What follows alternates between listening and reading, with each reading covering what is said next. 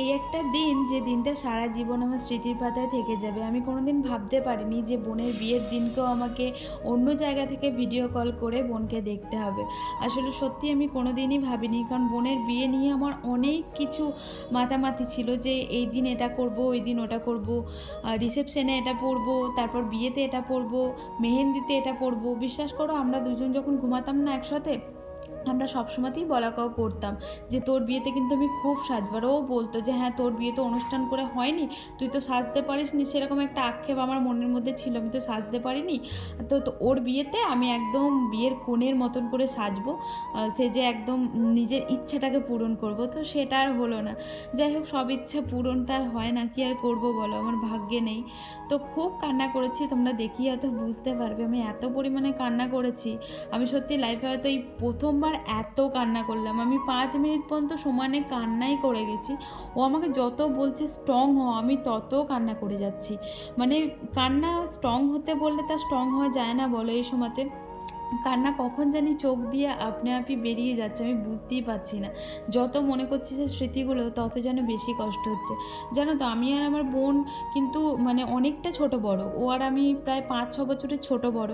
তারপরেও না, বয়সের সাথে সাথে কখন যে আমরা দুজন বান্ধবীতে পরিণত হয়েছি, বেস্ট ফ্রেন্ডে পরিণত হয়েছি, আমরা বুঝতেই পারিনি। কারণ ছোটোবেলায় ওর আর আমার বন্ডিংটা খুব একটা ভালো ছিল না, খুব মারামারি হতো ওর আর আমার। ও সবসময় তো আমাকে মারতো, আর আমি যখনই ওকে মানে মারতে যেতাম, তখনই বাড়ির সবাই ঝাঁপিয়ে পড়তো আমার ওপর, যে তুই তো বড়, তুই কেন বোনটাকে, ছোট বোনটাকে মারছিস, এরকম করেই বলতো। আর মারামারি হতো ঠিকই, কিন্তু কোথাও যাওয়ার যখন হতো না, তখন বেশ ও আমার সাথে কীভাবে যে পটিয়ে পাটিয়ে ভাব করে নিত, সে আর বলার কথা না। তারপর যদি কোনো একটা জিনিস আনতাম, সেটা ধরো আমি লুকিয়ে লুকিয়ে খাচ্ছি, তো তখন বেশ একদম সে ভাব করে চলে আসতো দিদি দিদি করতে করতে, কীভাবে যখন পটি পাটি জিনিসটাকে নিয়ে নিত, সত্যি আমি বুঝতেই পারতাম না। সেই জিনিসগুলো প্রচণ্ড পরিমাণে মিস করব, কারণ এই দিন কি সেই জিনিসগুলো সত্যি সত্যি মনে পড়ে, যে আমার বোনটা আমার থেকে অনেক দূরে চলে যাচ্ছে। আর খুব কষ্ট হচ্ছিল যে বাড়ি গিয়ে কি বলতো, বাড়িটা পুরো ফাঁকা লাগবে, বাড়ি গিয়ে তার ওকে দেখতে পাবো না। তারপর যে ঘরে থাকতাম আমরা দুজন একসাথেই ঘুমাতাম, সেই জিনিসগুলো খুব মিস করব, ঘরটাকে খুব মিস করব। আবার তোমরা অনেকেই দেখেছো, আমরা সবসময়তেই একই জামা কাপড় পরা, একই রঙের জামা কাপড়, আর ও যেটা কিনতো আমিও সেটা কিনতাম, আমি যেটা কিনতাম ও সেটা কিনতো। অনেক সময় এরকমও হয়েছে, অনেক সময় কি প্রায় সময়তেই প্রায় এরকম হয়েছে, ও আর আমি একসাথেই জিনিস কিনেছি। তোমরা অনেকেই হয়তো ফটো দেখলে বুঝতে পারবে যে একই রকম জিনিস কিনতাম। তো জমজ ছিলাম না, কিন্তু তাও না জমজের মতনই থাকার চেষ্টা করতাম, জানো তো। মানে খুব ভালো লাগতো আমার, যে বোন দিদি একই রকম জিনিস পরবো, বেশ রাস্তায় বেরোবো। রাস্তায় বেরোলে সত্যি আমাদেরকে হাঁ করে অনেকে দেখতো, যে বাবা একই রকম জিনিস কিনেছে কেন, একই রকম পরেছে কেন। তো বেশ ভালো লাগতো। যাই হোক, সেই জিনিসগুলো প্রচণ্ড মিস করব। আর আমার বোন না, মানে ফ্যাশনের নলেজটা খুব।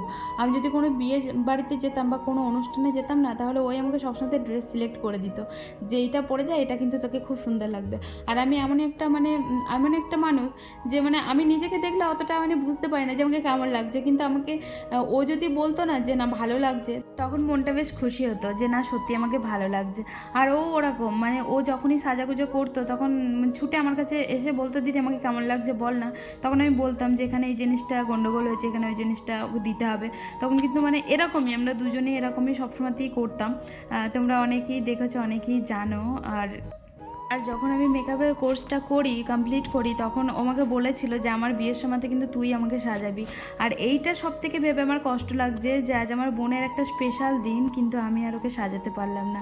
যাই হোক, ও ভালো থাকুক, সুখে থাকুক, এটাই চাই। সম্পর্কটা হয়তো আগের মতন থাকবে, হয়তো আগের থেকে অনেক উন্নতি হবে সম্পর্কতে, কিন্তু আগের মতন স্মৃতিগুলো তো আর ফেরত পাবো না। সেগুলো কিন্তু স্মৃতির পাতায় সারা জীবন থেকেই যাবে, কারণ সেইগুলো আর ফেরত আসবে না। ও আর আমি একসাথে খুনসুটি আনন্দ আর কিছুই করতে পারবো না, কারণ ওরও অনেকটা দূরে বিয়ে হয়েছে, আর আমি তো অনেকটা দূরেই আছি। তো হয়তো বছরে একটা বারই আমাদের দুজনের দেখা হবে সামনাসামনি, তাছাড়া তো ভিডিও কল তো থাকবেই। তো এইভাবেই চলতে হবে, কারণ মেয়েদের জীবনটাই এরকম, কি আর করবো।